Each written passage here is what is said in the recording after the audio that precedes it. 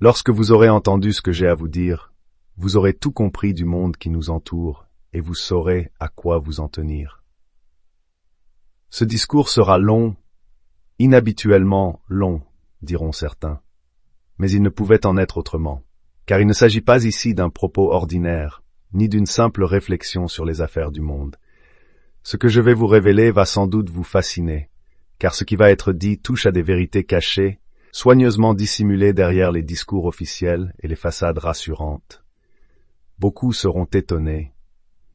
D'autres, peut-être, trouveront enfin les mots qui mettront de l'ordre dans ce qu'ils pressentaient sans pouvoir l'exprimer. Ce message n'a pas pour but d'effrayer, mais d'éclairer. Il ne cherche pas à nourrir la peur, mais à ouvrir les yeux sur ce que l'esprit de ce siècle prépare en silence. Nous vivons une époque où le mal ne se déguise plus seulement en bien. Il s'organise, il se structure, il se mondialise. Et pour comprendre les événements présents et ceux qui approchent, il faut oser regarder au-delà des apparences, discerner les outils de celui qui inspire ses œuvres, et rappeler que malgré tout, Dieu règne toujours et encore sur l'univers. Si ce discours est long, c'est parce qu'il doit l'être, car dévoiler les ruses du mal demande du temps, et l'esprit de vérité mérite qu'on l'écoute jusqu'au bout. Il y a des mots qui passent inaperçus, et d'autres qui trahissent une époque. Quand Nicolas Sarkozy déclara en janvier 2009 « On ira ensemble vers ce nouvel ordre mondial et personne, je dis bien personne, ne pourra s'y opposer », beaucoup y virent une simple formule diplomatique. Il parlait alors de régulation financière, de gouvernance internationale, d'un monde à réorganiser après la crise. Mais derrière ces mots apparemment neutres, une vision se dessinait, celle d'un ordre nouveau, globalisé, où les nations s'effacent au profit d'un centre unique de décision. Ce n'était pas une idée isolée. Depuis la guerre froide, bien des dirigeants ont repris la même expression. George Bush père évoquant le rêve d'un nouvel ordre mondial en 1990, Henry Kissinger plaidant pour une nouvelle architecture mondiale, Gordon Brown parlant d'un nouvel ordre global, ou encore Joe Biden affirmant récemment que ce nouvel ordre mondial devait être conduit par l'Amérique. Même Xi Jinping, dans un tout autre registre, parle d'une communauté de destin pour l'humanité. Ces paroles, prononcées à des moments différents, suivent toutes le même fil, celui d'une humanité unifiée, non plus autour de Dieu, mais autour d'un système. Après chaque crise, qu'elle soit militaire, économique ou sanitaire, le discours se répète. Il faut réorganiser le monde, refonder les institutions, centraliser le pouvoir. C'est ici que le chrétien doit ouvrir les yeux. Car derrière les grands mots de coopération, de paix et de solidarité, se cache une ambition plus sombre, celle de reconstruire Babel. La Bible nous enseigne que Satan n'a jamais changé de stratégie. Unir les hommes sans Dieu pour mieux les soumettre à un maître invisible. Il sait que la confusion naît quand l'humanité s'éloigne de la parole. Et chaque fois qu'un empire prétend sauver le monde, il prépare en réalité le terrain à la domination du malin. Le nouvel ordre mondial n'est pas une invention contemporaine. C'est l'un des outils les plus anciens de Satan.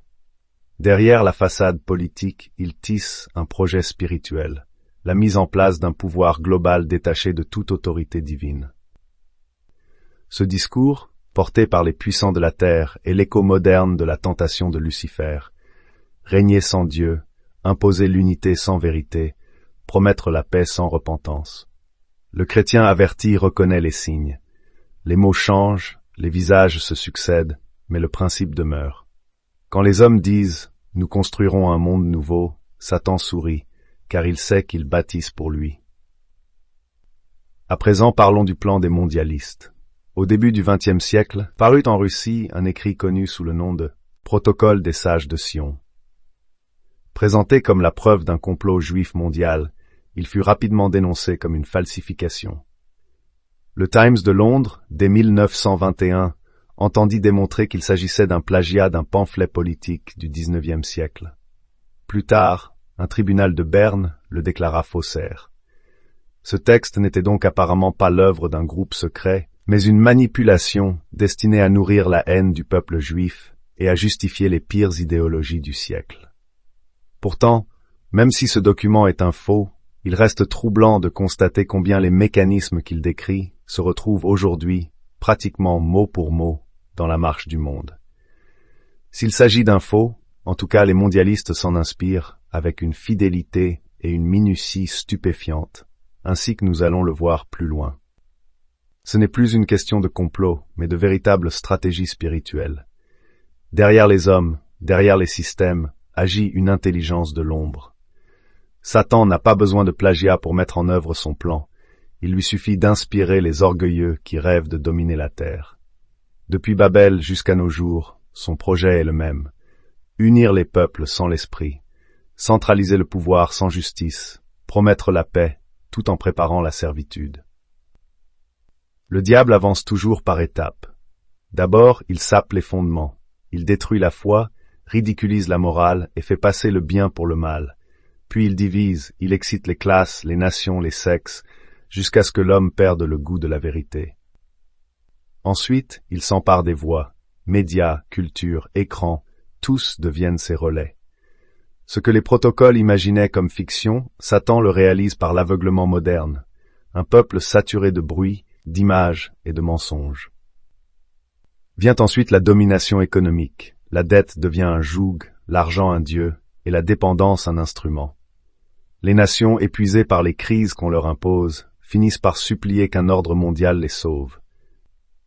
C'est alors que le piège se referme. Sous le nom de sécurité, on étend la surveillance. Au nom de la paix, on prépare la soumission. Le monde acclame des chefs qui promettent l'unité, mais sans le Christ. Ce plan, qui n'a plus rien de fiction, porte la marque du dragon de l'Apocalypse, et il fut donné à la bête pouvoir sur toute tribu, tout peuple, toute langue et toute nation. Apocalypse 13, verset 7. Le pouvoir mondial n'est pas un rêve politique, c'est une répétition prophétique. L'Antéchrist ne surgira pas d'un coup, il s'installera par l'habitude, par la peur, par le consentement. Les protocoles de Sion sont peut-être un faux, mais le plan de Satan, celui des mondialistes, est bien réel quant à lui.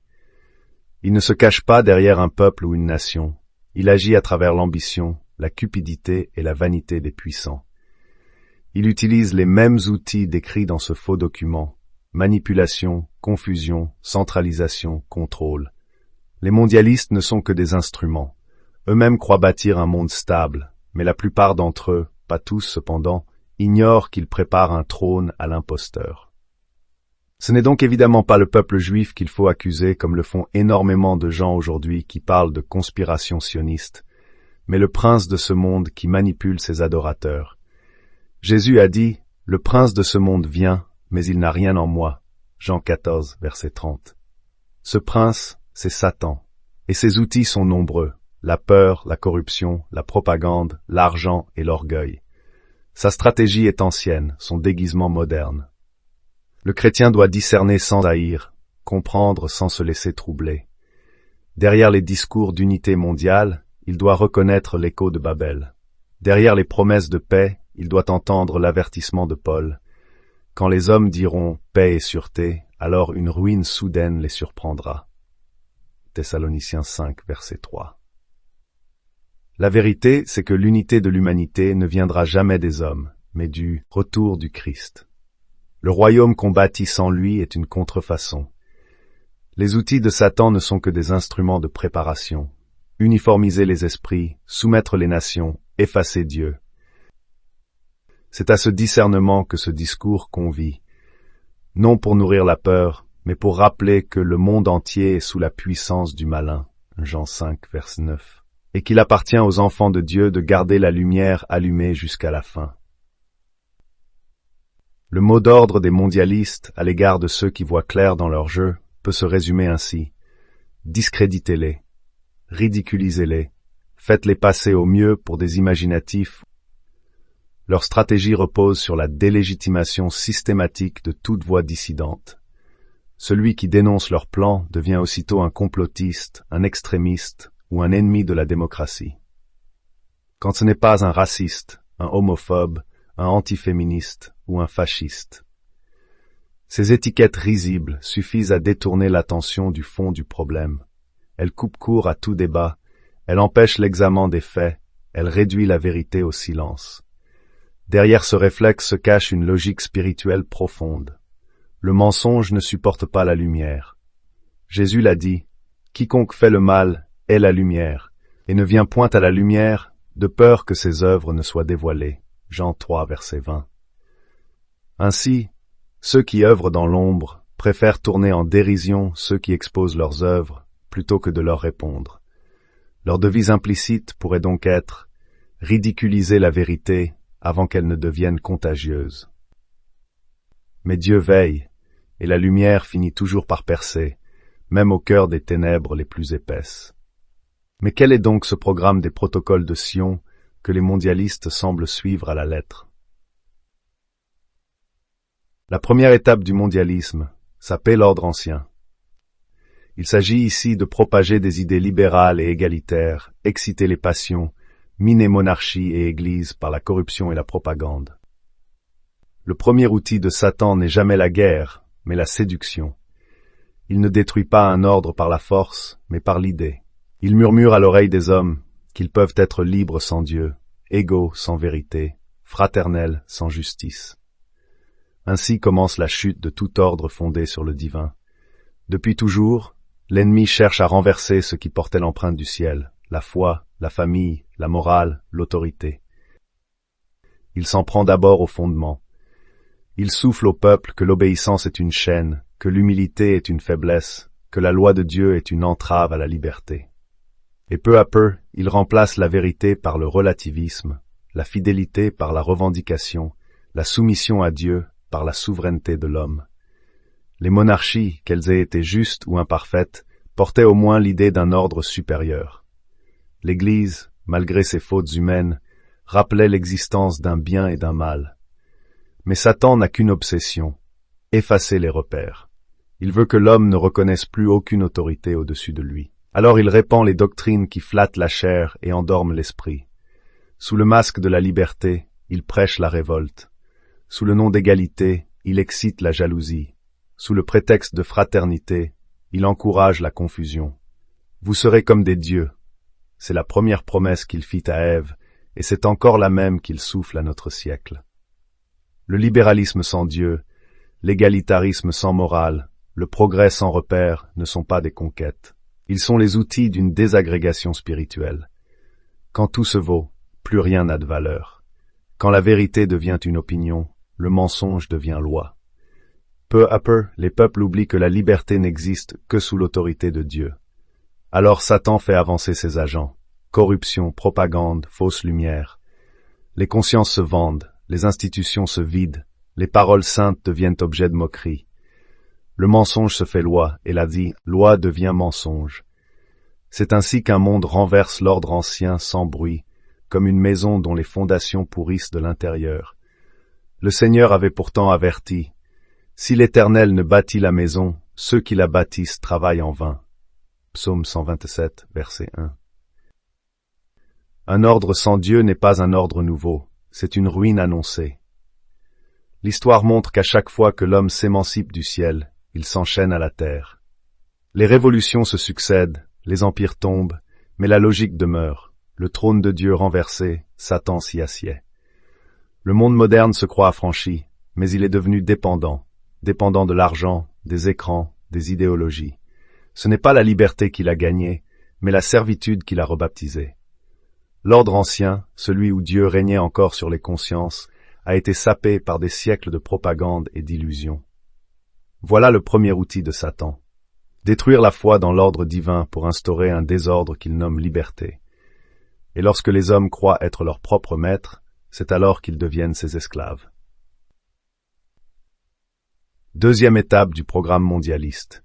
Diviser et fatiguer les sociétés. Il s'agit ici d'opposer classe et nation, multiplier les scandales, banaliser l'immoralité pour rendre les peuples dociles. Après avoir sapé l'ordre ancien, Satan passe à la seconde étape de son œuvre, diviser pour régner. Ce stratège de l'ombre sait que l'humanité unie dans la vérité est invincible, mais qu'une société épuisée, confuse et divisée devient malléable. Il n'a donc pas besoin de conquérir par la force, il lui suffit de semer la discorde et de laisser les hommes se détruire entre eux. Son premier instrument est la division des classes. Il souffle aux uns qu'ils sont opprimés, aux autres qu'ils sont menacés. Il transforme la justice en revanche et la charité en suspicion.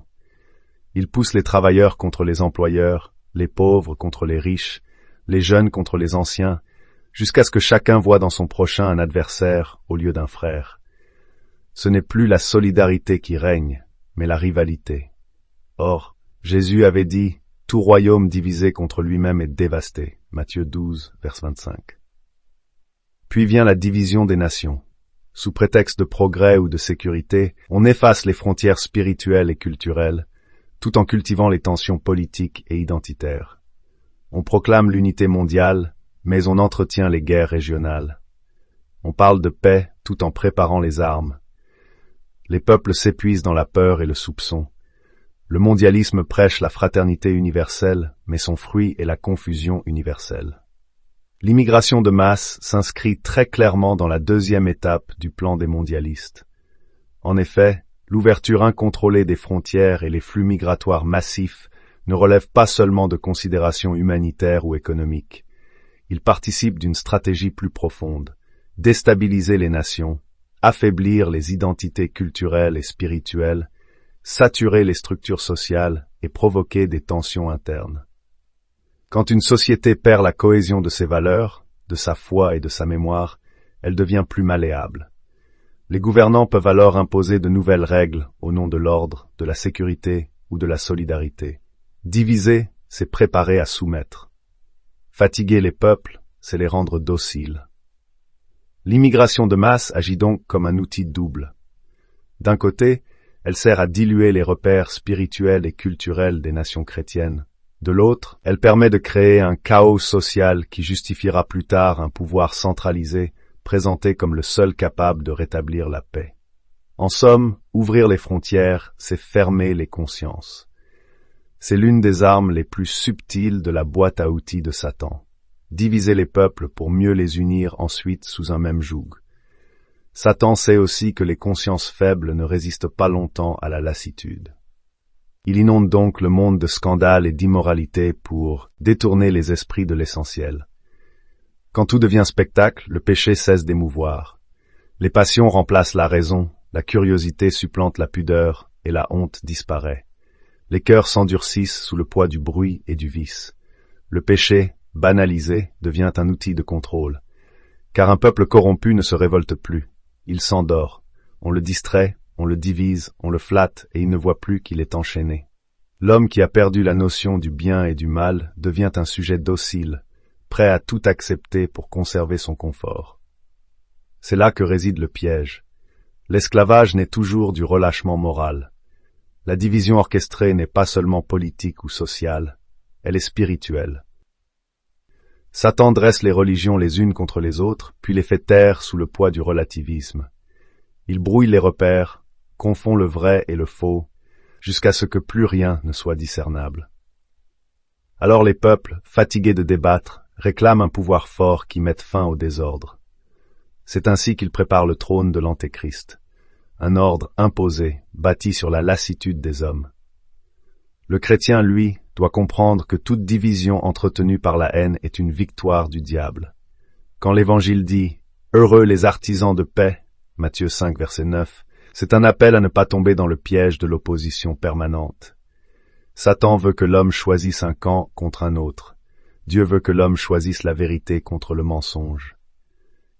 Aujourd'hui, le monde est fatigué, non par manque de progrès, mais par excès de contradiction. Tout est devenu lutte. Le sexe contre le sexe, l'homme contre la nature, le peuple contre son histoire. Pendant que les masses s'épuisent dans des querelles sans fin, ceux qui tirent les ficelles avancent tranquillement leur programme. Un gouvernement mondial fondé sur le chaos qu'ils ont eux-mêmes provoqué. Tel est le second outil de Satan, épuiser les peuples jusqu'à ce qu'ils confondent la paix avec la soumission. Troisième étape du programme mondialiste, s'emparer de l'information. Il s'agit ici d'acheter journaux et imprimeries, créer des agences, noyer le public sous le bruit, pratiquer intox et censure. Satan a toujours compris que celui qui contrôle la parole contrôle les âmes. Son troisième outil consiste donc à s'emparer de l'information, à diriger les voix qui forment l'opinion, à étouffer la vérité sous le poids du vacarme. Dans un monde saturé de messages, il ne cherche plus à convaincre, il veut confondre. La stratégie est ancienne. Le serpent du jardin d'Éden ne força pas Ève à désobéir. Il posa simplement une question. Dieu a-t-il réellement dit? Genèse 3, verset 1. Ce doute, semé dans l'esprit, fut le premier acte de désinformation. Depuis, le mensonge s'est perfectionné. Ce qui se murmurait autrefois à l'ombre d'un arbre se répand aujourd'hui à la vitesse de la lumière. Les mondialistes ont compris la puissance de cette arme. En contrôlant les journaux, les chaînes, les plateformes, ils façonnent les pensées. Ce n'est plus le lecteur qui choisit ce qu'il croit, c'est ce qu'on lui montre qui décide pour lui. L'illusion devient vérité, la vérité devient nuisance. On n'a plus besoin de brûler les livres, il suffit de les recouvrir de bruit. La multiplication des canaux n'est qu'une apparence de liberté. En réalité, plus le flot est large, plus la vérité s'y noie. Satan sait que l'homme moderne, submergé d'informations contradictoires, finit par ne plus croire à rien. Il ne distingue plus le bien du mal, ni le juste du mensonge. Et quand tout semble douteux, le faux devient possible.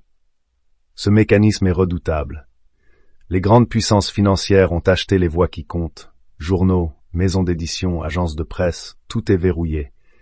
Les mêmes discours se répètent d'un continent à l'autre, sous des formes différentes, mais avec un fond identique. L'esprit critique disparaît, remplacé par le réflexe. Et celui qui ose poser une question devient suspect. La censure, quant à elle, ne se présente plus comme une contrainte, mais comme une protection. On ne dit pas qu'on interdit, on dit qu'on régule, qu'on filtre, qu'on protège contre la désinformation. C'est là que se cache la plus grande hypocrisie. Car la vérité, selon le monde, n'est plus ce qui est vrai, mais ce qui sert l'ordre établi. L'Apocalypse avait annoncé ce contrôle universel, et elle faisait que tous, petits et grands, riches et pauvres, libres et esclaves, reçussent une marque sur la main droite ou sur le front. Apocalypse 13, verset 16. Cette marque n'est pas seulement matérielle, elle traduit en même temps l'uniformité de la pensée. Le monde prépare un peuple qui ne réfléchit plus, mais répète. Par la propagande, Satan transforme les médias en temples de son culte. Chaque jour, des millions d'âmes s'inclinent sans le savoir devant l'idole de l'information. On n'écoute plus pour comprendre, mais pour appartenir. On ne cherche plus la vérité, mais la confirmation de ses penchants. L'esprit de discernement s'éteint, et le vacarme devient maître. Ce n'est donc pas un hasard si la parole de Dieu est la première victime de ce système. Elle dérange, car elle révèle. Là où Dieu parle, le mensonge se tait. C'est pourquoi le monde tente de la réduire au silence, de la tourner en dérision ou de la déformer. Pourtant il est écrit « Le ciel et la terre passeront, mais mes paroles ne passeront pas ». Matthieu 24, verset 35. Aujourd'hui, Satan possède ses imprimeries, ses écrans, ses voix et ses images. Il diffuse sans relâche un message unique. L'homme n'a pas besoin de Dieu, tout se vaut, tout se négocie. Et pendant que les foules applaudissent cette illusion de liberté, la vérité s'éloigne. C'est là le troisième outil de Satan, étouffer la lumière sous la masse des mots et transformer la vérité en bruit de fond.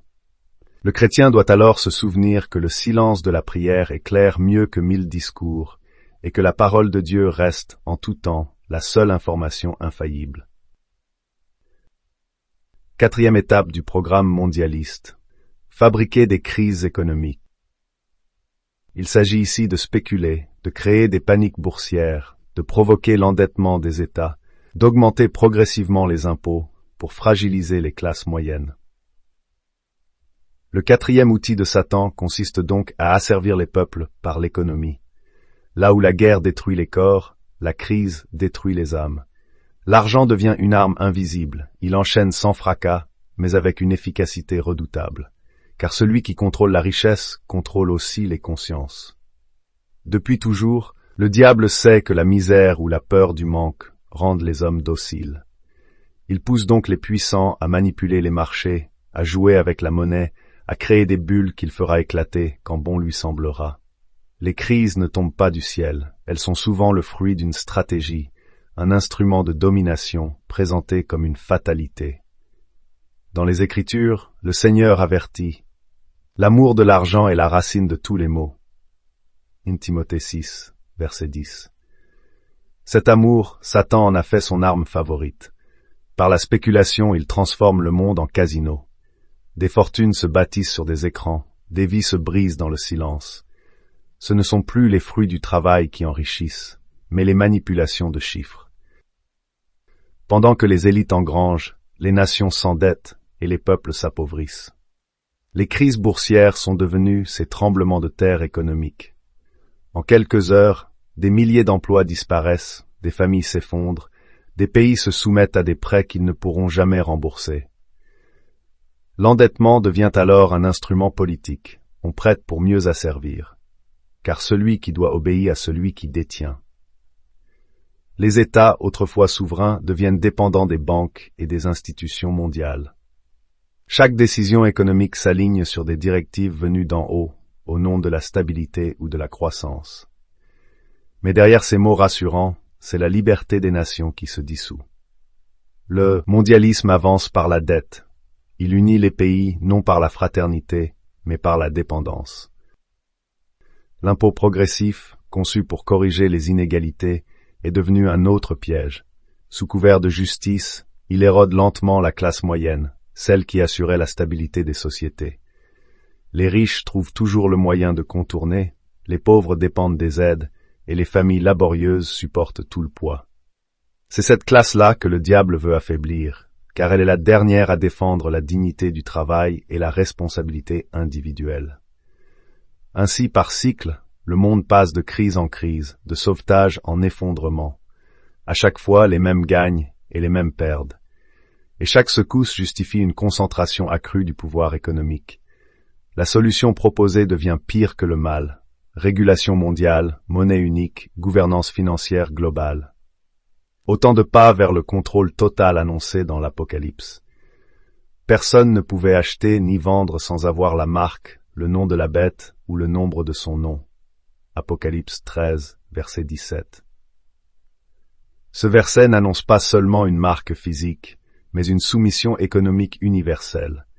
Quand l'argent sera entièrement numérique, contrôlé par une autorité mondiale, il suffira d'un clic pour faire taire un opposant ou priver un peuple de liberté. Ce n'est plus de la science-fiction, c'est la logique même du système que Satan inspire. Le chrétien doit comprendre que l'économie n'est pas neutre. Elle révèle le cœur des hommes. Là où Dieu enseigne la justice et la mesure, le diable prêche la cupidité et le désordre. L'économie du monde n'obéit plus à la morale du travail, mais à la loi du profit. Elle a remplacé la foi en Dieu par la confiance dans les marchés et l'espérance du salut par l'obsession du rendement. Le Christ avait pourtant averti, « Vous ne pouvez servir Dieu et Mammon. » Matthieu 6, verset 24. Ce choix se présente à nouveau à notre génération. Le monde choisit Mammon, le dieu de l'argent, et s'enchaîne à lui. Voici donc le quatrième outil de Satan. Fabriquer les crises pour transformer la peur en dépendance et la dépendance en servitude. Derrière les apparences économiques se cache une guerre spirituelle, celle du contrôle des âmes par la monnaie. Et l'homme qui croit pouvoir tout acheter finit toujours par vendre ce qu'il a de plus précieux, sa liberté. Cinquième étape du programme mondialiste, monopoliser la finance. Il s'agit ici d'imposer des banques centrales contrôlées, capter l'or et le crédit, lier les gouvernements à la dette. Satan n'a pas seulement compris la puissance de l'argent, il en a fait son trône. Dans son plan pour soumettre le monde, la domination économique est plus efficace que la guerre, car le soldat peut se révolter, mais le débiteur se soumet. Le contrôle de la finance n'est pas un simple enjeu monétaire, c'est un pouvoir spirituel. Celui qui tient la monnaie tient le monde. Depuis le XIXe siècle, les nations ont cédé peu à peu leur souveraineté économique à des institutions qui échappent à tout contrôle populaire. Ces banques centrales, présentées comme indépendantes, ne le sont que de leur peuple. Elles obéissent à des intérêts supérieurs, invisibles et souvent étrangers à toute éthique. Leur langage paraît technique, mais leur but est simple, lier les États à une dette perpétuelle, afin qu'aucun gouvernement ne puisse plus agir sans l'approbation de ceux qui prêtent. La Bible l'avait déjà annoncé, Le riche domine sur les pauvres, et celui qui emprunte est l'esclave de celui qui prête. Proverbe 22, verset 7. Ce verset résume la stratégie de Satan. Il n'a plus besoin d'armes, il suffit de crédit. En liant les nations à l'endettement, il les prive de liberté. Chaque budget devient une chaîne, chaque prêt un piège. Le monde moderne a remplacé l'or par la dette, la richesse réelle par le papier, la confiance par la spéculation. Ce système repose sur une illusion, celle d'une croissance infinie dans un monde fini. En vérité, la richesse ne se crée plus, elle se transfère. Tandis que les peuples travaillent, les élites financières accumulent. Les intérêts grossissent, les dettes s'alourdissent et les États s'inclinent. L'or, jadis symbole de stabilité, a été capté par quelques puissances occultes qui en dictent désormais la valeur. Le crédit, lui, est devenu une laisse invisible qui tient le monde en tension. Les gouvernements, sous prétexte de gestion moderne, obéissent au marché. Et les marchés, eux, n'obéissent à personne. Ce système n'est pas une fatalité économique, c'est une arme spirituelle. Car il remplace la confiance en Dieu par la foi dans la monnaie. L'homme moderne ne prie plus pour recevoir, il emprunte pour consommer. Il n'attend plus la bénédiction, il attend la transaction. Et Satan, maître de l'illusion, se réjouit de voir les peuples adorer le veau d'or sous des formes nouvelles, billets, chiffres, écrans, bourses, crédits. Le mondialisme financier avance sous le masque de la modernité. On parle de stabilité, de régulation, de solidarité internationale. En réalité, on prépare une dépendance totale. Une monnaie unique, contrôlée par une autorité mondiale, où chaque transaction pourra être surveillée, autorisée ou bloquée. Ce contrôle absolu est l'aboutissement du plan. Il rejoint la prophétie, et elle fit que personne ne put acheter ni vendre sans avoir la marque. Apocalypse 13, verset 17. Quand la finance devient un instrument global, elle n'est plus un outil de service, mais un moyen de domination. L'objectif n'est plus la prospérité des peuples, mais leur soumission par le crédit. Et chaque crise, chaque faillite, chaque sauvetage n'est qu'une étape de plus vers cette centralisation totale. Mais Dieu, dans sa sagesse, avait prévu cet écueil. Par Moïse, il avait institué l'année du jubilé. Tous les 50 ans, les dettes devaient être effacées, les esclaves libérés, les terres rendues. Lévitique 25, verset 10. C'était la justice divine contre l'accumulation injuste. Le monde d'aujourd'hui a supprimé ce principe, et c'est pourquoi il s'enfonce dans une servitude économique sans issue. Le chrétien doit donc rester lucide. Il ne s'agit pas seulement d'un système bancaire, mais d'un combat spirituel. L'argent n'est pas le mal en soi, mais entre les mains du diable, il devient le levier d'un empire. Ceux qui veulent dominer la terre ont compris que l'arme la plus redoutable n'est pas la bombe, mais la dette. Tel est le 5e outil de Satan. Monopoliser la finance pour transformer la richesse en chaîne et la dépendance en obéissance. 6e étape du programme mondialiste. Orchestrer des révolutions et des guerres. Il s'agit d'user les nationalismes et les idéologies pour épuiser les nations. La 6e étape du plan consiste à paralyser la politique. En transférant peu à peu les pouvoirs nationaux vers une autorité supranationale, on affaiblit la souveraineté des États, on éloigne les peuples de la décision publique, et la démocratie devient une mécanique technocratique, froide et lointaine. Les parlements nationaux perdent leur influence. Les gouvernements, liés par des traités qu'ils ne peuvent plus modifier, deviennent les exécutants d'une volonté extérieure. C'est dans cette logique que les mondialistes ont conçu l'Union européenne, non comme un projet de liberté, mais comme un instrument de contrôle. Les armes de Satan ne sont pas toujours visibles. Il préfère souvent l'infiltration à la confrontation. Il exploite les passions humaines, la fierté nationale, la rancune sociale, les idéologies fanatiques, pour attiser des divisions qui consument les peuples. Là où le cœur se déchire, le pouvoir s'installe. Là où la colère s'enracine, le dialogue devient impossible. Des hommes ambitieux ont compris qu'un peuple épuisé se soumet plus aisément. Les crises prolongées usent la patience et la force morale d'une nation.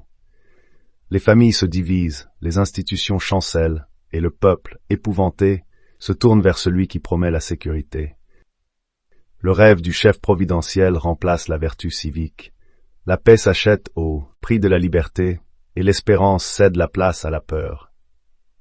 L'histoire abonde de ces leçons amères. Des révolutions éclatent, des guerres régionales s'étendent, souvent provoquées ou entretenues par des puissances cachées. Des mouvements sincères sont détournés par des intérêts étrangers, alimentés par des financements occultes et des réseaux d'influence. On attise le feu pour ensuite vendre les moyens d'éteindre l'incendie. Le sang versé crée une dette morale et matérielle. La reconstruction impose des choix contraints. Les nations endettées perdent leur autonomie. Spirituellement, le mécanisme est clair. L'Écriture enseigne que les guerres naissent des désirs mauvais qui agitent le cœur humain. Celui qui excite l'orgueil, la jalousie ou la vengeance prépare le terrain à la discorde. En jouant de ces ressorts, on transforme les citoyens en instruments. L'idéal devient façade, la liberté devient slogan, la nation devient servante d'une élite. Ce processus a aussi une dimension économique. Les conflits et les révolutions créent des marchés, prêts internationaux, industries d'armement, contrats de reconstruction.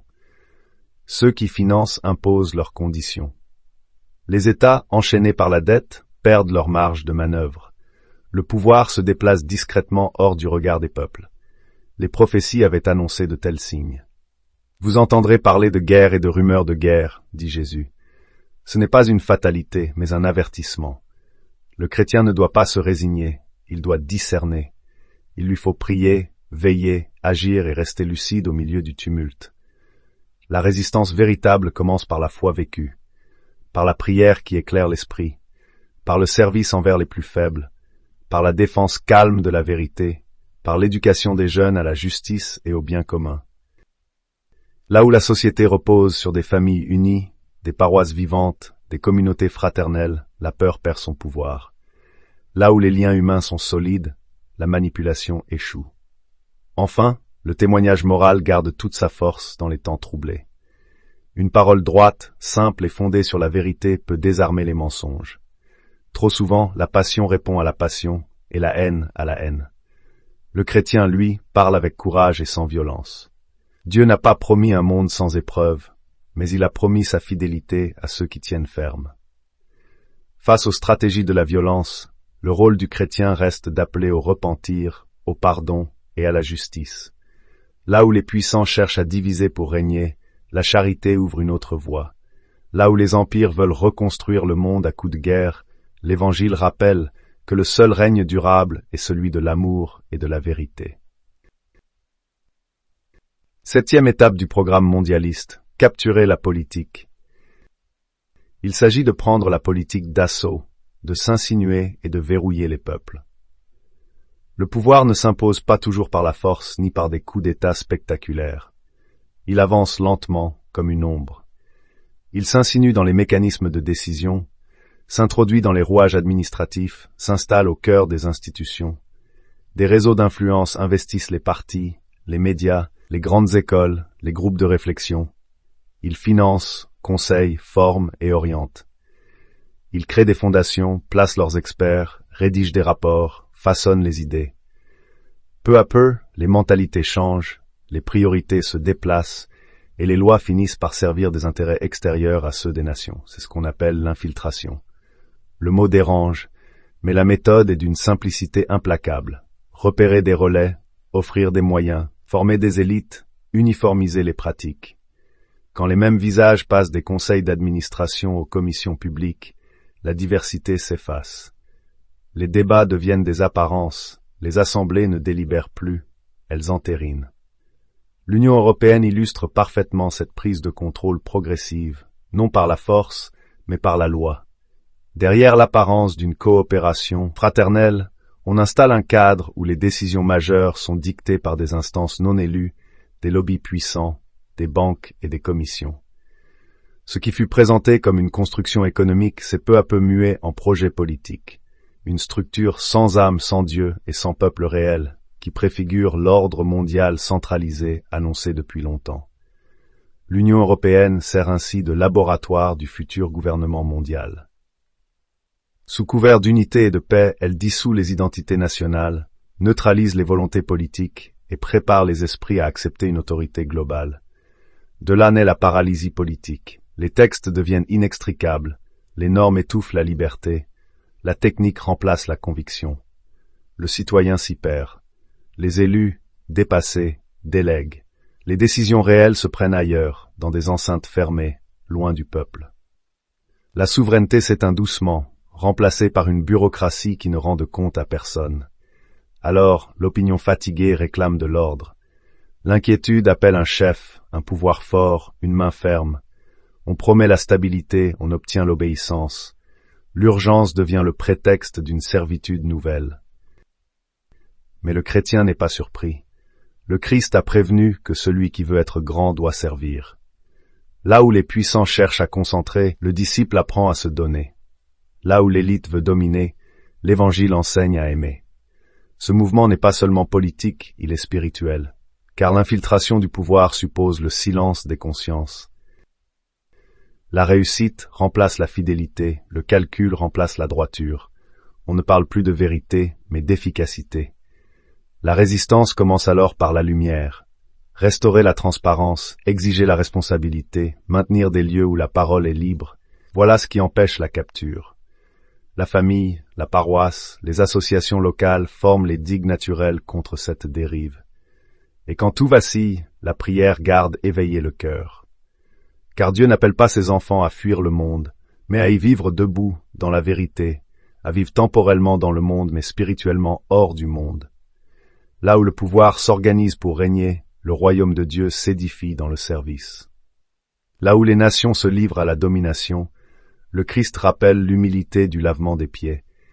Et c'est cette humilité, méprisée du monde, qui vaincra un jour l'arrogance des empires. 8e étape du programme mondialiste. Installer un régime autoritaire. Il s'agit d'étendre la surveillance, le désarmement de la population, de restreindre les libertés au nom de l'ordre. Installer un régime autoritaire commence toujours par des mots présentés comme rassurants, sécurité, ordre, protection. On parle d'urgence, on promet la paix retrouvée, puis s'ouvre la porte à des mesures apparemment temporaires. Elles finissent par durer. D'abord, la puissance publique s'étend, les effectifs policiers grossissent, les services se multiplient, les prérogatives s'élargissent. Pourtant, l'insécurité continue de croître. Les patrouilles deviennent plus fréquentes, les contrôles plus ordinaires. Peu à peu, la surveillance s'installe dans le quotidien. À mesure que la loi accorde davantage d'autorité aux institutions, les libertés se réduisent, presque imperceptiblement. Nul scandale, nul fracas, seulement une succession de mesures, chacune présentée comme nécessaire. L'arsenal légal enfle, encadre toujours plus, jusqu'à décider à la place des citoyens. Ensuite, la technologie transforme la contrainte en routine. Caméras, bases de données, analyse algorithmique, tout permet d'identifier, de tracer et de prédire. Les outils qui servent à prévenir la délinquance servent aussi à contrôler des opinions. Les frontières entre sécurité et contrôle s'estompent. Une monnaie numérique ou un système d'identification universel ne sont pas neutres. Ils concentrent le pouvoir sur ceux qui tiennent les clés. Le désarmement civil entre aussi dans cette mécanique. Privés du moyen de défense, individuels, des populations deviennent plus vulnérables aux pressions. Le transfert de la sécurité vers l'État ne rencontre plus de contrepoids populaire. L'obéissance se joue sans affrontement. On légitime l'effacement des droits par l'idée qu'un État fort garantit la vie ordonnée. Enfin, la restriction des libertés se part d'un discours moral. On présente les interdictions comme des sacrifices pour le bien commun. Les opposants sont traités comme des extrémistes ou des menaces. La dissidence se stigmatise, puis s'isole. Le débat public se raccourcit, les voix critiques perdent leur place et l'espace civique se rétrécit. Sur le plan spirituel, cette pente inquiète. La Bible rappelle que la liberté véritable n'est pas d'origine humaine. Où est l'Esprit du Seigneur, là est la liberté. 2 Corinthiens 3, verset 17. Elle invite aussi à ne pas confondre autorité et absolutisme. Jésus a dit de ne pas craindre ceux qui tuent le corps, mais qui ne peuvent rien sur l'âme. Matthieu 10, verset 28. La foi oblige à veiller. Elle demande de protéger la dignité humaine quand les structures se peaufinent pour la réduire. La réponse chrétienne n'est pas l'aveuglement ni la peur. Elle passe par la prière, par le service aux plus faibles, par la défense des cadres juridiques qui garantissent la liberté. Elle passe par la parole claire et mesurée, fondée sur des faits et sur la parole. Là où l'État promet l'ordre par la contrainte, l'Évangile rappelle que l'ordre digne naît du respect, du soin et de la vérité. 9e étape du programme mondialiste, refaçonner la morale et l'éducation. Il s'agit de laïciser radicalement, d'affaiblir la famille et les vertus, puis de réintroduire une religion nettoyée et le culte du chef.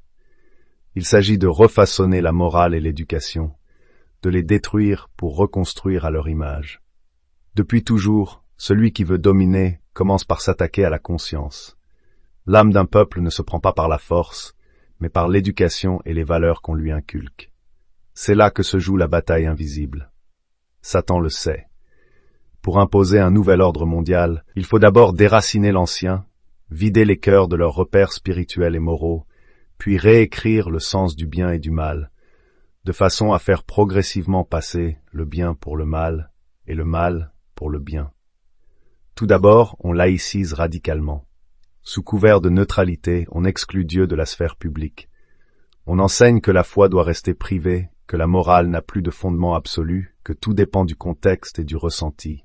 L'école devient le temple d'une nouvelle religion, celle de l'homme sans transcendance. On ne forme plus des consciences, mais des esprits dociles. On ne cherche plus la vérité, mais l'adaptation à un système.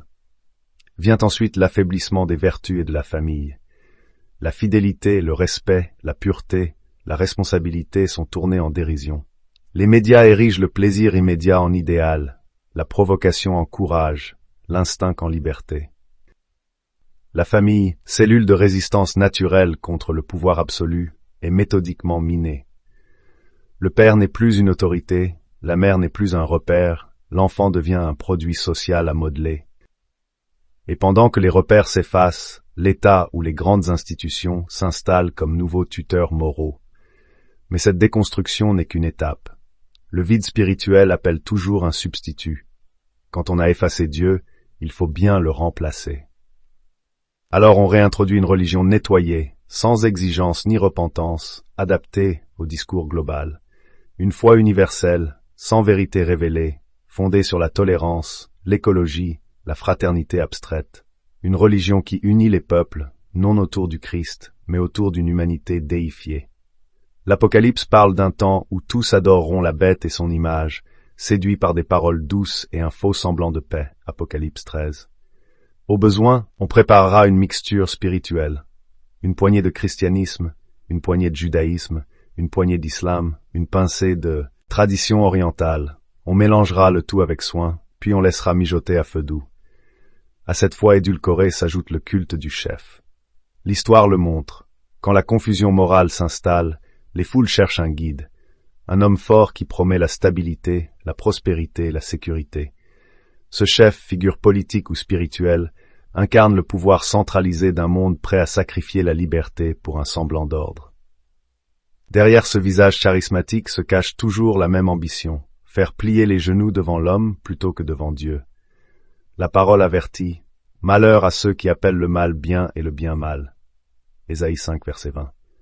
Ce bouleversement moral n'est pas un hasard, c'est une stratégie. Quand la conscience collective s'endort, le mal peut se présenter comme progrès, la servitude comme solidarité, l'apostasie comme ouverture.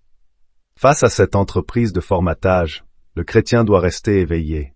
Il doit défendre la vérité, protéger l'éducation de ses enfants, vivre la foi avec courage et humilité.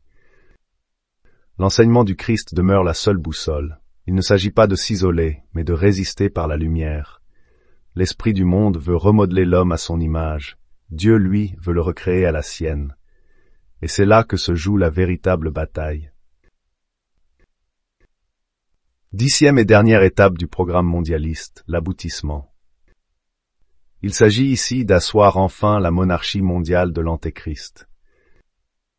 Toutes les étapes du plan mondialiste convergent vers un même but, l'instauration d'un pouvoir unique sur la Terre. Derrière les discours de paix, d'unité et de sécurité, se prépare un gouvernement global, centralisé, où tout sera contrôlé. Les lois, la monnaie, les échanges, la pensée. C'est le rêve des hommes qui veulent régner sans Dieu, et c'est le piège du diable. Depuis Babel, l'humanité cherche à s'unir en dehors du Créateur. À chaque époque, cette ambition renaît sous d'autres formes. Empire romain, idéologie totalitaire, projet de gouvernance mondiale. Mais la Bible nous enseigne que cette unité sans Dieu finira par s'incarner en un homme, l'homme du péché, celui que l'Apocalypse appelle la bête. Cet être séduisant, charismatique et rusé se présentera comme un sauveur universel, porteur de solutions aux crises qu'il aura lui-même provoquées. Il régnera sur un monde où le droit sera unifié, la monnaie unique et l'administration centralisée. Déjà, les bases sont posées. Institutions supranationales, systèmes économiques mondiaux, monnaie numérique, surveillance généralisée. Ce qui se met en place lentement aujourd'hui servira demain à un contrôle total. La liberté individuelle, la foi, la propriété et même la parole seront soumises à cette autorité planétaire. Le faux Messie, présenté comme un descendant de David, s'imposera comme chef politique et religieux. Il fera croire qu'il accomplit les promesses anciennes. Israël, lassé par les guerres et les menaces, le reconnaîtra dans un premier temps comme celui qui l'attend. Le monde l'admirera, dira de lui qu'il apporte la paix. Mais cette paix sera mensonge, car elle exigera l'adoration. Et tous les habitants de la terre l'adoreront, ceux dont le nom n'a pas été écrit dans le livre de vie de l'agneau. Apocalypse 13, verset 8. Et ceux-là connaîtront la fin la plus terrible. Car quiconque n'est pas trouvé inscrit dans le livre de vie sera jeté dans l'étang de feu, où la souffrance ne s'éteint jamais et où nul ne peut s'en échapper. Ainsi s'achèvera le règne trompeur du faux Dieu, et s'accomplira la justice du vrai. Cette monarchie mondiale n'aura rien de divin, elle sera la contrefaçon du royaume de Dieu. Son roi, l'Antéchrist, exigera la soumission des peuples, imposera sa marque et prétendra posséder l'autorité suprême. Par lui, Satan tentera d'imiter le règne du Christ, mais sans justice, sans amour, sans vérité. Ce sera un ordre sans âme, fondé sur la peur et le mensonge. Le chrétien doit donc discerner. Les mots unité, sécurité, solidarité peuvent paraître nobles, mais quand ils effacent la souveraineté de Dieu, ils deviennent des chaînes. Derrière la promesse d'un monde sans frontières ni conflits se cache l'idée d'un monde sans liberté et sans foi. L'Apocalypse ne décrit pas ces événements pour effrayer, mais pour prévenir. Elle montre que la victoire finale appartient à l'agneau. Le règne de l'Antéchrist sera bref, limité, et s'achèvera quand Jésus reviendra pour établir le seul royaume véritable, fondé sur la justice et la lumière.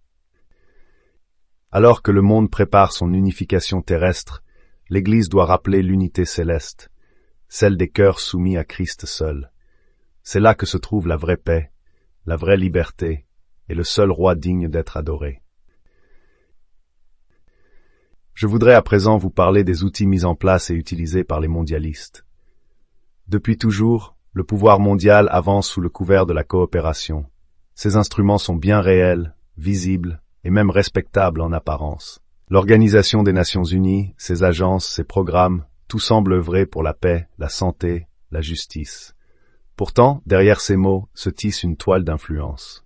L'ONU publie des normes, des traités, des accords, mais n'a ni armée propre, ni pouvoir de lever l'impôt, ni autorité pour imposer ses décisions à un État souverain. C'est par la persuasion, la répétition et la dépendance morale qu'elle étend son empire. Aujourd'hui, presque toute la planète est réunie sous la bannière de l'Organisation des Nations Unies. 193 États y siègent, débattent, signent, ratifient. Pourtant, quelques nations demeurent à l'écart. Les États-Unis, qui en furent pourtant parmi les fondateurs, ne se plient pas toujours à ces décisions et n'ont jamais remis leur souveraineté à l'organisation. D'autres pays, de moindre influence sur la scène mondiale, n'y participent pas non plus, souvent pour des raisons politiques ou territoriales. Cette adhésion incomplète montre que l'ONU ne détient pas un pouvoir universel, mais qu'elle avance par l'adhésion volontaire et par l'influence, bien plus que par la contrainte. Derrière l'image d'un forum de paix se profile une réalité plus subtile, une structure qui façonne les esprits, uniformise les politiques et prépare, sans l'avouer, l'idée d'un gouvernement planétaire. Le Forum économique mondial, lui, joue un rôle plus subtil. Né en Suisse au début des années 70, il réunit chaque année à Davos les dirigeants politiques et économiques de la planète. On y parle d'avenir, de durabilité, de progrès. Les grandes orientations y sont dessinées, non par des votes, mais par la rencontre d'intérêts communs. Le forum n'a aucun pouvoir légal, mais il façonne les mentalités. En se plaçant au-dessus des nations, il agit comme un laboratoire d'idées où l'on prépare le monde à accepter des réformes qu'aucun peuple n'aurait choisies librement. Viennent ensuite les puissances financières, Fonds monétaire international, Banque mondiale, Banque des règlements internationaux, Banque centrale. Tout cet édifice ne gouverne pas les peuples par la force, mais contrôle leur souffle. Les dettes, les taux, les prêts, les conditionnalités deviennent des chaînes invisibles. Un État endetté n'est plus libre. Ce système agit sans armée ni menace, mais par la dépendance. C'est une domination polie, séduisante, qui tient les nations par la gorge, tout en leur parlant d'aide et de progrès. À ce pouvoir institutionnel s'ajoute celui, plus subtil encore, des grandes fortunes planétaires. Elles n'ont pas besoin de trône ni de drapeau. Leurs capitaux traversent les frontières, façonnent la recherche, orientent les politiques publiques, influencent l'opinion. Bill Gates, par sa fondation, finance d'immenses programmes de santé, d'éducation et de transition numérique. Elon Musk modèle l'avenir technologique du monde à travers l'espace, l'intelligence artificielle et les communications globales. Mark Zuckerberg, avec la Chan Zuckerberg Initiative, investit dans la science, la biologie et l'éducation. Jeff Bezos pèse sur la logistique mondiale, le commerce en ligne et la transition écologique. Michael Bloomberg s'impose dans le domaine du climat et de la santé publique. Larry Page et Sergey Brin, fondateurs de Google, façonnent les infrastructures numériques de la planète. Derrière eux, d'autres figures, moins exposées, exercent une influence tout aussi réelle. George Soros, à travers ses Open Society Foundations, finance des réseaux d'ONG, des médias et des programmes politiques dans des dizaines de pays. Lem Blavatnik, magnat discret et philanthrope influent, investit dans la culture, la recherche et les technologies émergentes. Tous partagent cette même capacité, orienter sans contraindre, imposer sans gouverner, persuader sans forcer. Sous couvert de philanthropie, leurs actions redéfinissent les priorités du monde. Santé, climat, intelligence artificielle, identité numérique, économie verte. Ces mots séduisent, mais ils masquent souvent une centralisation progressive du pouvoir entre les mains d'une élite transnationale. Là où le peuple croit à la solidarité, d'autres construisent la dépendance. Là où l'on parle de liberté, on tisse les mailles d'un contrôle économique et culturel. Lorsque la puissance financière s'allie à la puissance technologique, la politique devient un théâtre. Les lois suivent les marchés. Les nations paraissent souveraines, mais leurs choix sont déjà balisés par ceux qui financent, codifient et orientent. Le monde s'uniformise sous des visages bienveillants. Et Satan, lui, n'a pas besoin d'apparaître. Il agit dans l'ombre, à travers la convoitise, l'orgueil et la peur, ces trois outils éternels de son empire. Au-dessus même des grandes fortunes contemporaines, il existe des lignées anciennes, discrètes, dont la puissance se transmet de génération en génération. Ces familles, ces dynasties ne cherchent pas la gloire des écrans. Elles préfèrent l'influence silencieuse. Leurs noms évoquent les banques, les empires industriels, les alliances politiques, les cercles fermés où se décident les orientations du monde. Ce sont des dynasties plus anciennes que les États modernes, présentes dans toutes les révolutions, dans toutes les crises, et toujours là lorsque surgissent de nouveaux ordres. Les Rothschild, d'abord, symbolisent cette puissance qui ne s'affiche pas, mais se perpétue. Depuis le XVIIIe siècle, leur réseau bancaire a soutenu des rois, financé des guerres, rebâti des économies. Leur nom reste associé à la finance européenne et à la diplomatie secrète des puissants. Les Rockefeller, eux, ont bâti leur empire sur le pétrole, puis sur la philanthropie, les fondations, la recherche médicale et les institutions internationales. Leur fondation participe à la mise en place d'un monde où la technique remplace la foi, où la science devient morale et où la puissance économique dicte les priorités sociales. Les Morgan, les Dupont, les Warburg, les Schiff et quelques autres ont façonné le système bancaire international, souvent en collaboration avec les États, mais toujours avec un pas d'avance. Ces noms se retrouvent dans les conseils d'administration, les think tanks, les fondations universitaires, les banques centrales. Leurs descendants ne gouvernent pas directement. Ils orientent, financent, soutiennent les courants favorables à leur vision du monde. Leur influence se mesure moins par la possession visible que par la dépendance qu'ils créent. Là encore, l'instrument du mal ne porte pas de visage démoniaque. Il parle de progrès, de stabilité, de bien commun. Satan n'a pas besoin de trôner. Il suffit qu'on lui prépare un monde sans Dieu, où l'argent devient la foi, la science le dogme et la réussite la vertu. Ces dynasties, sans toujours en avoir conscience, participent à cet édifice d'unité trompeuse. Leurs alliances scellent la lente construction d'un pouvoir mondial déguisé en coopération internationale. Mais la parole avertit, là où est ton trésor, là aussi sera ton cœur. Et le cœur de ces puissances n'est pas tourné vers Dieu. Leur foi se fonde sur la permanence de leur empire, sur la solidité de leurs institutions, sur la continuité de leurs noms. Pourtant, aucun nom humain n'est éternel. Tous s'effaceront lorsque paraîtra le roi véritable, celui dont le règne ne passera pas. Ainsi, derrière les discours de fraternité et d'unité, ces familles poursuivent une même idée. Concentrer la richesse, réduire l'incertitude, maîtriser le monde. Leur influence se glisse dans les banques, les médias, les fondations et les instances internationales. Peu à peu, elles préparent un terrain politique et spirituel favorable à l'avènement d'un pouvoir unique. L'unité qu'elles promettent n'est pas celle du Christ, mais celle d'un monde gouverné par l'homme et pour l'homme, sous l'inspiration du malin. Et pourtant, le royaume de Dieu n'a jamais cédé devant les empires. Ce que les hommes bâtissent dans l'orgueil s'effondre toujours sous le poids de sa vanité. L'histoire des dynasties humaines est une succession de tours de Babel. Toutes finissent par tomber. Mais chaque génération, aveuglée par la puissance, recommence la même œuvre. Et c'est dans cette répétition que se cache la ruse de Satan, faire croire que l'homme peut un jour régner sans Dieu. Parmi ces grandes familles qui traversent les siècles, la famille royale d'Angleterre occupe une place singulière. Son influence dépasse les frontières du Royaume-Uni. Elle ne gouverne plus directement, mais son pouvoir symbolique, diplomatique et financier demeure immense. Sous l'apparence d'une monarchie constitutionnelle, elle représente une autorité morale reconnue dans le monde entier, un centre discret de prestige et de réseau. La couronne britannique ne se limite pas à Londres.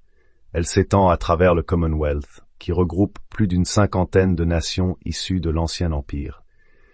Derrière les cérémonies et la bienséance se maintient un maillage d'alliances politiques, militaires et économiques.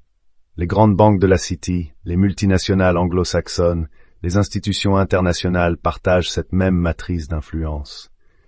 Rien n'est imposé brutalement, tout se décide dans la continuité, avec cette lenteur feutrée qui caractérise les empires sûrs d'eux-mêmes. Le rôle spirituel affiché de la monarchie ajoute une dimension troublante. Le roi d'Angleterre porte encore le titre de défenseur de la foi et chef de l'église anglicane. Mais cette foi, jadis fondée sur la parole, s'est affadie dans le compromis. Elle a troqué la vérité du Christ contre la neutralité du monde moderne. Au nom de la tolérance, elle bénit aujourd'hui ce que Dieu condamne et célèbre l'union de toutes les croyances dans une fraternité sans sauveur. C'est là, précisément, le terrain que Satan affectionne. Un christianisme vidé de sa substance, poli, mondain, mais privé de l'esprit. Dans les coulisses, cette monarchie sert souvent de trait d'union entre les anciennes familles européennes et les nouveaux maîtres de la finance mondiale. Elle incarne la continuité du pouvoir sous ses formes changeantes, hier impériales, aujourd'hui globalisées. Ses relations étroites avec certaines grandes dynasties, Rothschild, Rockefeller, Windsor, Mountbatten et d'autres encore, témoignent d'un entrelacement profond entre le politique, le financier et le spirituel. Ce n'est pas une conspiration visible, mais une logique d'alliance. Une élite soudée par l'intérêt, l'influence et la conviction que le monde doit être guidé par une minorité éclairée. L'Angleterre, jadis berceau de missions chrétiennes et de grandes œuvres de foi, est devenue aujourd'hui un centre de pouvoir mondain. Londres, avec sa City indépendante, ses banques, ses loges et ses sièges d'institutions, est un pivot discret du nouvel ordre mondial. Rien de tout cela n'est ouvertement proclamé. L'élégance de la façade masque la profondeur de l'emprise. Mais la Bible enseigne que Dieu renverse les trônes et exalte les humbles. Toute royauté humaine, si majestueuse soit-elle, finit par se heurter à la royauté véritable, celle du Christ. Un jour, les couronnes tomberont et les sceptres se briseront. Ce qui paraissait inébranlable s'écroulera comme poussière. Alors se révélera la vanité de ceux qui ont bâti leur gloire sur la durée du monde, plutôt que sur la vérité éternelle. La famille royale d'Angleterre n'est pas seule dans cette dérive. Elle symbolise simplement un modèle, celui d'un pouvoir ancien qui a su se fondre dans la modernité, tout en gardant la main sur les leviers invisibles de l'influence mondiale. Et c'est justement dans cette discrétion que se cache le danger. Car Satan n'avance jamais avec fracas, il avance avec noblesse, sous le voile de la respectabilité, en se présentant comme gardien de l'unité et du bien commun, alors qu'il prépare un règne où Dieu n'a plus de place. Il est impossible de parler du mondialisme sans évoquer la franc-maçonnerie. Depuis plus de 3 siècles, cette fraternité discrète agit dans l'ombre des institutions humaines. Elle n'est pas un parti, ni une religion, ni un simple cercle d'influence. Elle est une idéologie. Sous le masque du progrès, de la tolérance et de la liberté, elle poursuit un projet spirituel qui n'a rien de neutre. La franc-maçonnerie se présente comme un humanisme éclairé. Elle prétend libérer l'homme de toute tutelle dogmatique pour l'élever par la raison, la science et la morale universelle. En apparence, le but paraît noble, bâtir un monde fraternel sans haine ni division. Mais derrière ces mots, une autre doctrine s'installe, celle d'un humanisme sans Dieu, où la lumière vient de l'homme lui-même. L'édifice qu'elle veut construire n'a pas de pierre d'angle divine. Il repose sur l'orgueil, non sur la foi. Son langage symbolique, le temple, la lumière, l'initiation, emprunte aux Écritures pour mieux en détourner le sens. Là où la Bible parle de sanctification, elle parle de perfection morale. Là où l'Évangile invite à la repentance, elle exalte la connaissance. Elle proclame une fraternité universelle qui exclut le Christ, car elle rejette toute vérité absolue. Or, une fraternité sans vérité devient vite une union contre Dieu. L'histoire montre que les idéaux maçonniques ont nourri la plupart des révolutions modernes. En exaltant la liberté sans limite, l'égalité sans justice et la fraternité sans foi, elles ont brisé les fondements spirituels des nations chrétiennes. Les monarchies sont tombées, les églises ont reculé, les peuples ont cru s'émanciper. Mais c'est une autre servitude qui les a saisis, plus subtile et plus profonde, celle d'un monde où tout est permis, sauf d'adorer le vrai Dieu. Aujourd'hui encore, la franc-maçonnerie agit au cœur des gouvernements, des universités, des médias, des institutions internationales. Elle n'impose pas ses lois, elle façonne les mentalités. Elle diffuse un même esprit, celui du relativisme moral, du culte de la raison, de la foi en l'homme. Elle prépare les esprits à accepter un ordre mondial où la religion deviendra une tradition parmi d'autres, vidée de sa substance, soumise à la tolérance universelle. Ainsi, la franc-maçonnerie ne gouverne pas directement, mais elle inspire ceux qui gouvernent. Elle tisse un réseau d'hommes influents, unis par des serments, partageant la même vision d'un monde sans transcendance. Elle murmure à l'oreille des puissants que la paix viendra par l'unité des peuples, mais cette unité n'aura plus besoin du Christ. C'est pourquoi elle s'accorde si bien avec le mondialisme. Même esprit, même promesse, même illusion. Car le mondialisme, tout comme la franc-maçonnerie, veut rebâtir Babel. Un monde sans frontières, sans différence, sans Dieu, où l'homme serait son propre créateur. Mais le Seigneur a déjà dispersé Babel une fois, et il le fera encore. La parole est claire. Si l'Éternel ne bâtit la maison, ceux qui la bâtissent travaillent en vain. Psaume 127. La franc-maçonnerie, par son influence morale et politique, prépare le terrain à un pouvoir global où le spirituel sera dissous dans le politique et où la vérité deviendra variable. C'est l'un des outils les plus raffinés de Satan, séduire par la lumière alors que cette lumière n'est qu'un reflet trompeur. Elle parle de liberté, mais elle mène à l'esclavage de l'âme. Elle parle de lumière, mais c'est la clarté d'un feu qui consume. Et c'est pourquoi le chrétien doit veiller, car la séduction du mal ne réside pas dans la laideur, mais dans la beauté apparente du mensonge. L'ennemi ne vient pas toujours sous la forme du chaos, Il vient souvent sous le visage de l'ordre, de la paix et de la sagesse humaine. Mais derrière ce visage, c'est toujours la même voix qui murmure depuis l'origine du monde. Vous serez comme des dieux. Genèse 3, verset 5. La franc-maçonnerie s'étend sur la planète comme une toile sans centre. Elle ne possède pas de gouvernement mondial, ni de chef unique, mais des foyers multiples d'influence. Chaque nation abrite ses propres loges, rassemblées sous des obédiences souveraines. Ces structures se reconnaissent ou se renient entre elles selon des critères variables. Aucune ne domine l'autre, mais toutes partagent un même esprit, celui d'un humanisme qui prétend élever l'homme au-dessus de toute révélation divine. Ce système fonctionne par relais. Chaque loge recrute, initie et façonne des esprits prêts à servir la même idée, celle d'un monde unifié, rationnel, affranchi du joug spirituel. Le langage en est feutré, les symboles sont anciens et la discipline rigoureuse. On parle de lumière, de vérité, d'harmonie, mais sans jamais nommer celui qui est la vraie lumière. Ainsi, sous le vernis du progrès et de la tolérance, s'avance une autre foi, polie, respectable, mais opposée à la parole de Dieu. Cette fraternité diffuse n'a pas besoin d'un trône pour exercer son pouvoir. Elle agit par influence, non par contrainte. Ses membres siègent dans les gouvernements, les universités, les tribunaux, les banques, les médias. Ils ne reçoivent pas d'ordre direct. Ils partagent une même culture, une même vision du monde qui finit par orienter les décisions, les lois et les consciences. Par ce réseau invisible, la franc-maçonnerie contribue à modeler l'esprit du siècle, à diluer la foi, à substituer à la vérité révélée une morale sans Dieu.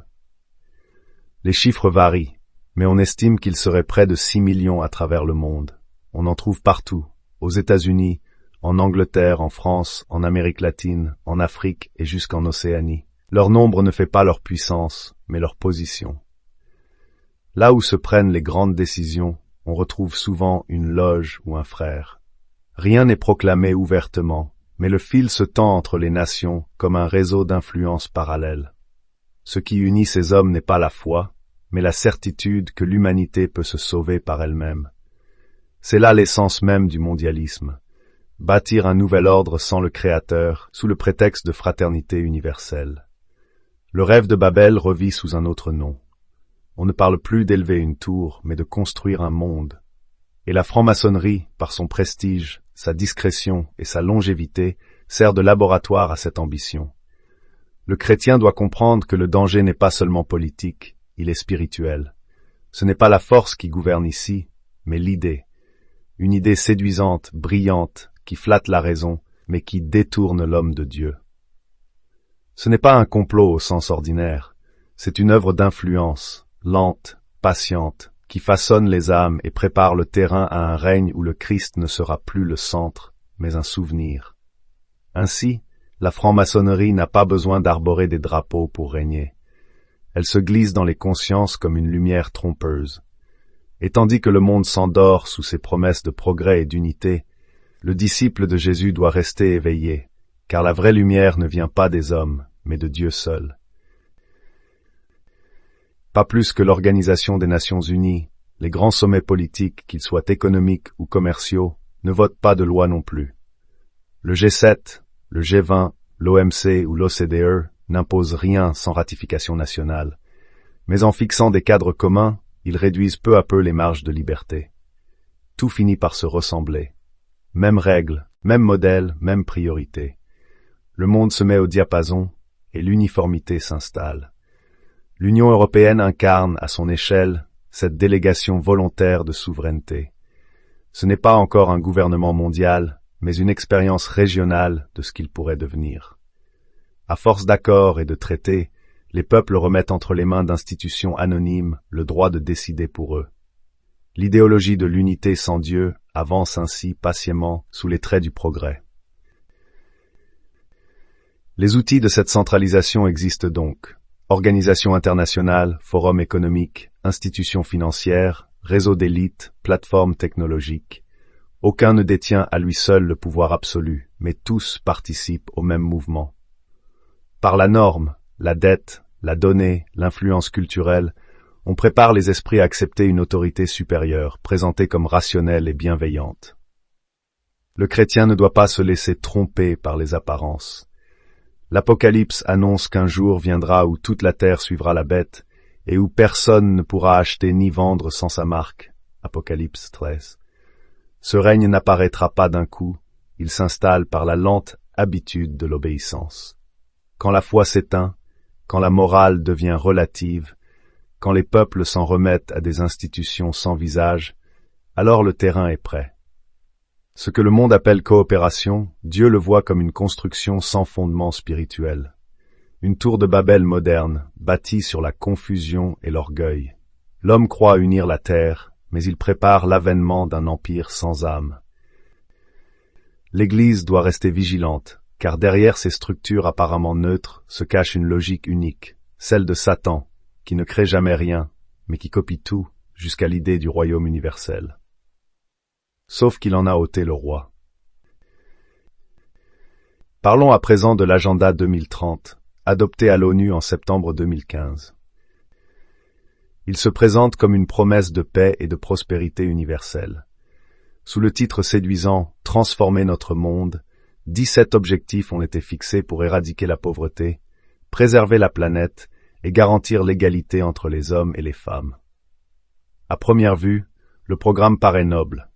Qui oserait s'opposer à la santé, à l'éducation ou à la justice? Mais le chrétien, attentif à la parole de Dieu, sait que les grandes illusions se drapent souvent dans les plus beaux mots. Ce plan mondial, élaboré sous l'autorité des Nations Unies, n'est pas une simple déclaration d'intention. Il s'accompagne d'un suivi précis, d'un langage commun et d'un système de contrôle global. Chaque année, un forum politique de haut niveau évalue les progrès réalisés. Les États y présentent leur bilan et des orientations communes sont décidées. Ainsi, sans contrainte apparente, les nations s'alignent peu à peu sur un modèle unique, conçu par des instances qui ne doivent de compte à aucun peuple. L'agenda 2030 prône des partenariats mondiaux entre gouvernements, entreprises et sociétés civiles. Sous des airs de solidarité, il installe une gouvernance qui échappe aux citoyens. Les États acceptent de partager leurs politiques intérieures avec des institutions internationales et des acteurs privés puissants. Le langage de la coopération masque celui du contrôle. Tout ce qui touche à l'économie, à la santé, à l'éducation ou à la technologie finit par dépendre des mêmes structures globales. La logique de cet agenda repose sur un principe séduisant. Ne laisser personne de côté. Mais à vouloir tout uniformiser, on efface les particularités, les cultures, les souverainetés et jusqu'à la liberté des consciences.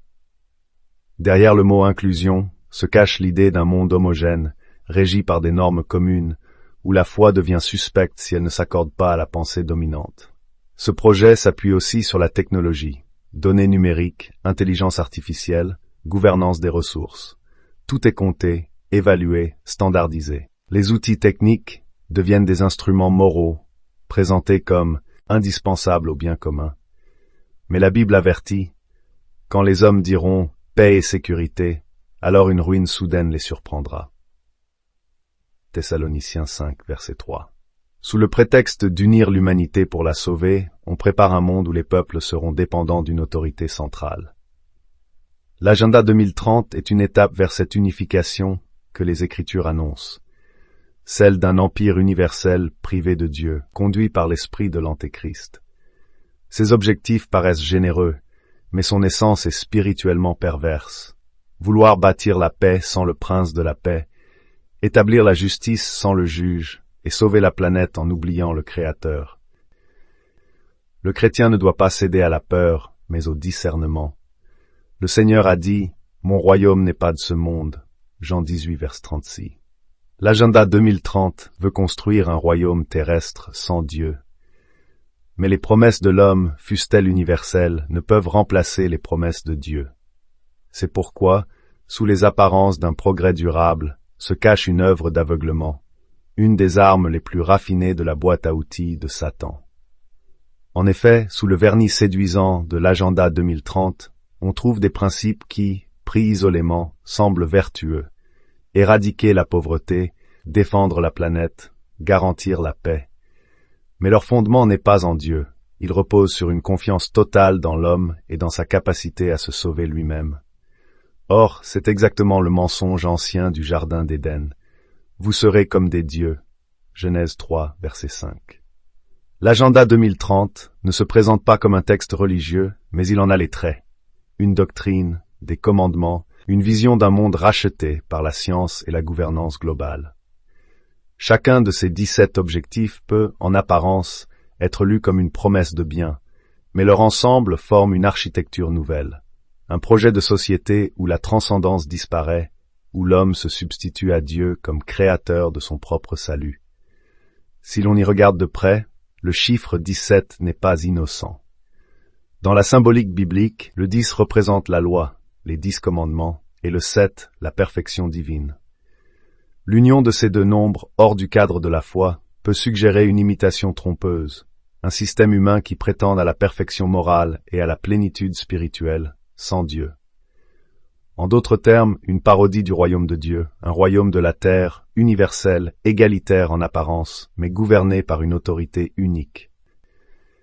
Ce plan n'est pas nécessairement écrit dans des termes secrets, il se lit à travers la logique même des textes, centralisation des ressources, uniformisation des normes, surveillance au nom du climat, contrôle des données au nom de la sécurité, dissolution progressive des souverainetés nationales au nom de la solidarité mondiale. Tout cela conduit à un pouvoir unifié, à un monde administré, où les nations deviennent des départements et les peuples des statistiques. C'est pourquoi les chrétiens doivent discerner, derrière ce programme, une marche vers ce que l'Apocalypse appelle la bête qui a autorité sur toute tribu, tout peuple, toute langue et toute nation. Apocalypse 13, verset 7. L'agenda 2030 en serait alors la préfiguration, non par la violence, mais par la persuasion. Un règne accepté plutôt qu'imposé, un esclavage déguisé en humanisme. Ainsi, oui, on peut y lire un message codé, non dans les mots, mais dans l'esprit, l'annonce d'un monde unifié sans Dieu, dirigé par l'homme divinisé. Ce n'est pas un hasard si tant de discours officiels emploient les termes de paix mondiale, gouvernance globale, solidarité universelle, autant de promesses qui imitent les Écritures, tout en les vidant de leur substance spirituelle. Le chrétien n'est pas appelé à craindre ce plan, mais à le comprendre. Il prépare la scène du grand affrontement annoncé par l'Apocalypse. Non pour l'effrayer, mais pour lui rappeler que la véritable espérance n'est pas dans les agendas des hommes, mais dans le retour du Christ, roi des rois et seigneur des seigneurs. Tout ce que nous voyons aujourd'hui s'inscrit dans un mouvement précis, ordonné et spirituellement redoutable. Sous le nom d'humanisme, de progrès ou de développement durable, se cache un projet plus ancien que le monde moderne, celui de Satan lui-même, décidé à bâtir un royaume sans Dieu. Son plan n'a rien de nouveau. Il porte la marque de Babel. Dès les origines, l'homme a voulu s'élever, unifier, dominer, mais sans le Créateur. Et chaque fois que l'humanité s'est crue capable de diriger son propre destin, elle a sombré dans la servitude. La boîte à outils de Satan est remplie d'instruments séduisants. Il se sert des institutions mondiales, des crises économiques, de la peur, des idéologies égalitaires, de la technologie et des médias. Il manie le mensonge avec élégance, promettant la liberté pour mieux asservir. Derrière les mots d'ordre, paix, justice, sécurité, santé, inclusion, se cache l'esprit du contrôle, du nivellement et de la dévotion à l'homme plutôt qu'à Dieu. Tout concourt à une centralisation des pouvoirs, les lois, les monnaies, les données, la pensée elle-même. C'est le rêve d'un monde unifié, gouverné par une élite, sous prétexte de sauver la planète. Mais en vérité, on prépare le terrain pour celui que l'Écriture appelle l'homme du péché, l'Antéchrist, à qui la terre remettra ses rênes, croyant trouver en lui le sauveur d'un monde en crise. Le chrétien ne doit pas se laisser endormir. Jésus a dit, « Veillez et priez, afin que vous ne tombiez pas en tentation. » Matthieu 26, verset 41. L'heure n'est plus à la naïveté, mais à la lucidité spirituelle. Le Seigneur ne nous a pas promis la tranquillité du monde, mais la paix du cœur, celle que nul système ne peut donner. Les instruments de Satan se multiplient, mais leur pouvoir n'est que passager. Le jour approche où Jésus reviendra régner sur la terre, et alors tout sera transformé. Les prophètes l'ont prédit. Zacharie annonce « L'Éternel sera roi sur toute la terre ». Zacharie 14, verset 9. Ésaïe ajoute « De Sion sortira la loi et de Jérusalem la parole de l'Éternel ». Ésaïe 2, verset 3. Ce règne ne sera pas une idée ni un symbole, mais une réalité vivante, organisée, établie sur la justice et la vérité. Les nations se rendront à Jérusalem pour recevoir les ordres du roi, et les saints, ceux qui auront été enlevés et transfigurés, régneront avec lui, comme le proclame l'Apocalypse. Ils seront prêtres de Dieu et du Christ, et ils régneront avec lui 1000 ans. Apocalypse 26. Ce monde nouveau ne sera pas une utopie spirituelle, mais une restauration de la création sous l'autorité du Fils de Dieu. Les royaumes de la terre subsisteront, mais soumis à sa justice. Les peuples connaîtront la paix, car le mal aura été enchaîné, et la sagesse divine gouvernera les affaires humaines. Les responsables de ce temps, choisis parmi les fidèles, exerceront des charges véritables, non pour dominer, mais pour servir, selon le modèle du roi serviteur. Ainsi, le royaume du Christ ne sera pas seulement intérieur, il sera le règne parfait du ciel sur la terre. Ce que Satan aura tenté d'imiter par le mondialisme, Jésus l'accomplira dans la vérité. Là où les hommes auront voulu bâtir une unité sans Dieu, le Fils de Dieu établira une unité sous Dieu. Jérusalem deviendra le cœur du monde renouvelé, et la lumière divine en sera le soleil éternel. Ce sera la victoire définitive du règne de Dieu sur les royaumes des hommes. La boîte à outils de Satan s'use déjà, car la parole de Dieu ne se laisse ni acheter ni manipuler. Ceux qui appartiennent au Seigneur reconnaissent la voix du berger, même au milieu du tumulte du monde. Et bientôt, lorsque retentira la trompette, ce monde d'illusions laissera place à la lumière, car le dernier mot n'appartient pas à l'Antéchrist, mais à Jésus-Christ. Ô Seigneur notre Dieu, Roi de l'univers, Dieu tout-puissant, nous nous tournons humblement vers toi. Entends notre prière. Dans un monde où le mensonge s'avance déguisé en lumière, nous venons chercher refuge auprès de ta vérité.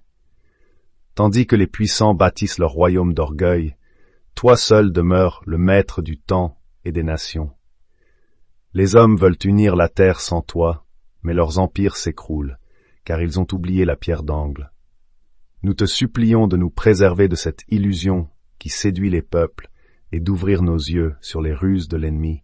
Donne à ton peuple la sagesse de discerner les fausses promesses et la force de rester fidèle au milieu du tumulte. Que nous ne cédions ni à la peur, ni à la fascination du pouvoir, mais que notre cœur demeure attaché à ton royaume, qui n'a ni frontières ni trône visible. Apprends-nous à marcher dans la droiture quand tout vacille, à aimer la vérité quand elle coûte, à demeurer dans la lumière quand le monde choisit l'ombre. Ô Dieu éternel, garde-nous de ces chaînes subtiles qui se tissent dans l'esprit avant de se fermer sur les âmes. Que ton esprit souffle en nous comme un feu qui purifie et comme un vent qui délivre. Donne-nous la simplicité des humbles, la constance des justes, et cette paix que nul pouvoir terrestre ne peut offrir. Que nos voix s'unissent pour proclamer que tu règnes encore et que tu régneras pour toujours, malgré la confusion et le vacarme des hommes. Que ton nom soit honoré dans nos vies, et que ton amour demeure le rempart contre toutes les séductions du mal. Nous te prions au nom de Jésus, ton Fils bien-aimé. Amen.